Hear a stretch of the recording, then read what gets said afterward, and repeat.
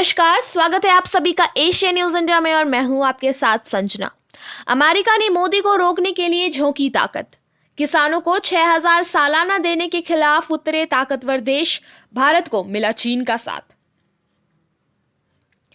World trade organisation यानी WTO की बैठक जेनेवा में हुई। इस सम्मेलन में अमेरिका और यूरोपीय देश ने भारतीय किसानों को दी जाने वाली एग्रीकल्चरल सब्सिडी का विरोध किया। प्रधानमंत्री नरेंद्र मोदी किसानों को सालाना जो 6,000 रुपए देते हैं, यह भी एग्रीकल्चरल सब्सिडी में शामिल है। ऐसे में इसे रोकने के लिए अमेरिका और यूरोप ने पूरी ताकत झोंक दी है। भारत ने भी इस मुद्दे पर ताकतवर देशों के आगे झुकने से इनकार कर दिया है। WTO में 3 प्रमुख मुद्दों पर हुई बैठक। 12 जून से 15 जून 2022 तक जेनेवा में WTO की बैठक हुई। 164 सदस्य देशों वाली WTO के G33 ग्रुप में 47 देशों के मंत्रियों ने इस कार्यक्रम में हिस्सा लिया। भारत की ओर से केंद्रीय मंत्री पीयूष गोयल शामिल हुए।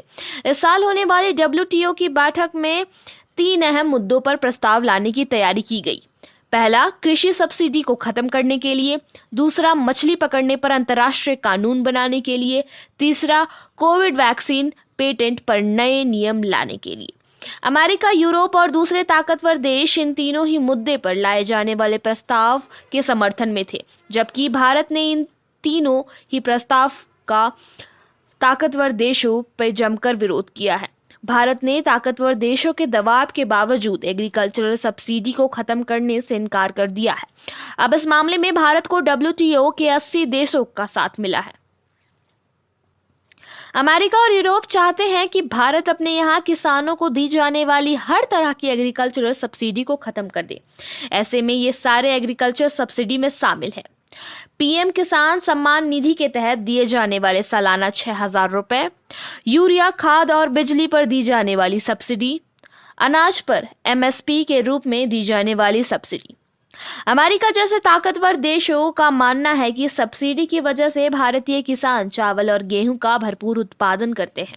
इसकी वजह से भारत का अनाज दुनिया भर के बाजार में कम कीमत में मिल जाता है। अमेरिका और यूरोपीय देशों के अनाज की कीमत ज्यादा होने की वजह से विकासशील देशों में इसकी बिक्री कम होती है। यही वजह है कि दुनिया के अनाज बाजार में दबाव कायम करने के लिए ताकतवर देश भारत को एग्रीकल्चरल सब्सिडी देने से रोकना चाहते हैं। भारत इसे मानने के लिए तैयार नहीं है।